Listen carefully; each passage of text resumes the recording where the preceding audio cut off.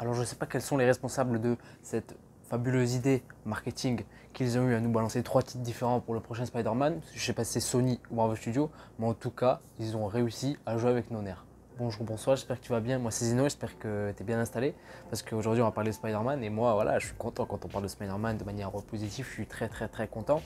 Parce qu'on a eu le titre du prochain Spider-Man, on ne l'appellera plus Spider-Man 3 mais bien Spider-Man No Way Home. Donc voilà, ça c'est plutôt cool, mais avant voilà, de théoriser sur le film et du titre, je vais un peu parler des 3 différents titres qu'on a eu, des faux titres entre guillemets postés par Tom Holland, Jacob Batalon qui est l'acteur qui interprète Ned et Zendaya qui interprète MJ dans le MCU.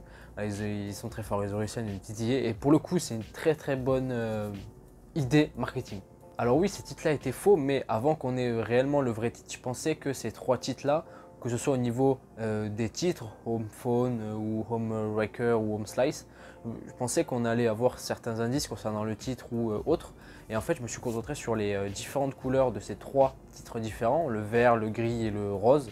Et je me suis un peu dit, bah, ça va représenter un méchant chaque fois. Donc je me suis dit, bon, le vert, ça va être le bouffon vert ou scorpion. Le gris, ça peut potentiellement ressembler à Doctor Octopus. Et le rose, j'avais pas forcément d'idée. Et après, je me suis rappelé en fait que les couleurs traditionnelles du bouffon vert, en tout cas dans les comics, sont le vert, le rose mauve et le gris par rapport à son planeur. Donc je me suis dit ça peut être un teasing sur le fait que le bouffon vert sera l'un des méchants ou peut-être le méchant principal du prochain film Spider-Man. Donc peut-être que ça le sera, j'en sais rien. Et en fin de compte, en fin de journée, on a eu vraiment le vrai titre du prochain film Spider-Man qui va s'appeler Spider-Man No Way Home. C'est assez bizarre de le dire pour l'instant. Je sais pas d'ailleurs ce que vous pensez du titre, mais moi je le trouve assez cool. Je sais c'est assez divisé sur les réseaux. Il y en a qui aiment bien, il y en a qui aiment pas du tout. Voilà, je sais pas trop quoi en penser. Enfin, en tout cas, moi j'aime beaucoup le titre. Et puis j'aime surtout la colorimétrie du logo Spider-Man. C'est bleu, rouge, j'aime bien. C'est assez sobre et simple, mais c'est efficace, du coup j'aime beaucoup. Et surtout le titre, si on le traduit, ce qui veut dire en français pas de retour à la maison, ça peut avoir un double sens, voire un triple sens. Mais bon, ça je vous en parlerai un peu plus tard dans la vidéo. Et pour le coup, la journée d'hier m'a vraiment hypé pour le film. J'étais hypé évidemment pour le film parce que ça reste un film Spider-Man et tout ça, et que je suis très attaché au Spider-Man de Tom Holland qui est pour moi le meilleur Spider-Man. Mais je vais pas trop en dire dans cette vidéo parce qu'il y a une prochaine vidéo qui va arriver dans les prochaines semaines qui va justement parler de ça. Donc voilà, raison de plus pour s'abonner. Mais c'est vrai que hier, avec la journée où on a eu les faux titres du film et les 3 premières images du film qui ont été dévoilées, ce sont des images assez simples et efficaces, enfin simples et qui ne dévoilent rien de l'intrigue et qui ont toutes les 3 l'air de faire partie de la même scène du film. Mais moi ça m'a suffi, je sais pas pourquoi, c'est simple, il n'y a rien dans les images, mais ça m'a suffi à me convaincre pour le film. Et parce que j'étais hypé, mais contrairement à la majorité des gens concernant ce film et concernant les rumeurs qu'on a eues il y a quelques semaines, quelques mois même maintenant, concernant le fait que Tobey Maguire et Andrew Garfield vont revenir dans le film en tant que Spider-Man, voilà, ce sera lié au multivers, tout ça. Et ben moi personnellement, j'étais pas plus hypé que ça parce que j'avais quelques craintes et les craintes sont toujours là, sont toujours présentes et je vais vous en faire part dans cette vidéo. En fait, les craintes que j'ai concernant ce film, c'est que on a potentiellement le retour de 2 autres Spider-Man en live action, de 2 autres Spider-Man qui sont très appréciés dans la vie générale et qui sont même un peu plus appréciés que le Spider-Man de Tom Holland. Mais moi personnellement c'est pas mon cas. Et en fait j'ai cette crainte que le personnage ne va pas évoluer dans ce film. Et c'est ce que j'attendais en fait particulièrement dans ce Spider-Man 3, c'est que le personnage de Peter Parker évolue en tant que personnage lui-même, en tant que Peter Parker, et qu'il évolue aussi en tant que Spider-Man. Parce que Spider-Man Homecoming, Spider-Man Far From Home, même si je les ai grandement appréciés, ne présentaient pas et n'ont pas fait évoluer grandement l'univers de Spider-Man. Et ce qu'il faut savoir, c'est que oui, Spider-Man, dans les comics, c'est le roi des crossovers. Il fait des interactions avec plein d'autres héros, les 4 Fantastiques, les X-Men et plein d'autres héros.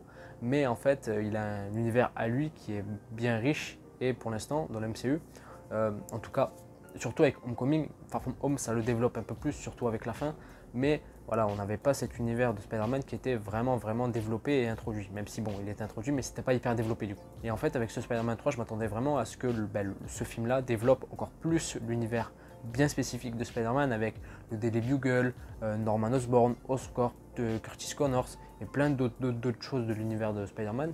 Et en fait, j'ai l'impression que dans ce film-là, alors évidemment, ça peut être le cas, tu vois, voilà, ça peut vraiment être le cas, mais j'ai peur que le personnage n'évolue pas tant que ça, qu'on est plus dans un délire de fanservice parce que évidemment beaucoup de monde voulait depuis bien longtemps un film live action réunissant les 3 Spider-Man live action au cinéma.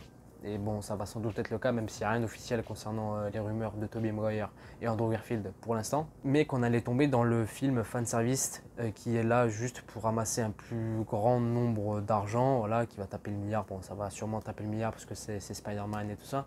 Mais qu'on n'est pas dans cette optique de faire évoluer le personnage en tant que personnage, mais aussi dans l'univers qui l'appartient. Mais pour le coup, c'est vrai que ces 2 derniers jours, surtout hier avec les premières images, c'est vrai que les craintes sont toujours là, je ne vais pas vous le cacher, elles sont toujours là, les craintes que j'ai par rapport au film, mais la hype est montée à un niveau exceptionnel. Alors c'est toujours pas le film qui me hype le plus sur ces 2 prochaines années. Peut-être que si, je sais pas en fait, ça stat avec Eternals, c'est un film que j'attends énormément aussi. Mais voilà, ça fait partie du top 3 des films que j'attends. Et c'était pas forcément le cas avant. Donc c'est pour ça que je tiens à saluer le marketing autour du film parce que ça a vraiment marché. Et pour ce qui est du titre, Spider-Man No Way Home, du coup en français, pas de retour à la maison, ça peut éventuellement avoir un triple sens. Bon, même si c'est le troisième sens que j'ai réfléchi, n'est pas forcément voilà, en adéquation avec le MCU, mais bon, c'est plus au-delà par rapport à certains studios et tout ça. Et j'y reviendrai un peu plus tard dans cette vidéo. Mais du coup, voilà, je vais m'éterniser sur les 2 sens qu'a potentiellement ce titre, No Way Home, qui veut dire du coup pas de retour à la maison. Ça fait 3-4 fois que je le dis, bref, vous avez compris, j'espère. Le premier sens que peut avoir le titre, c'est que à la fin de Spider-Man Far From Home, on a du coup Mysterio qui a orchestré quelque chose et qui a du coup dévoilé aux yeux de tout le monde l'identité secrète de Peter Parker en Spider-Man. Et du coup, on se doute éventuellement que Peter Parker, en tant que Peter Parker justement, ait tué Mysterio. Et du coup, il va être accusé et tout ça, et que il va être recherché et du coup en cavale, et du coup ça va être compliqué pour lui de retourner chez lui.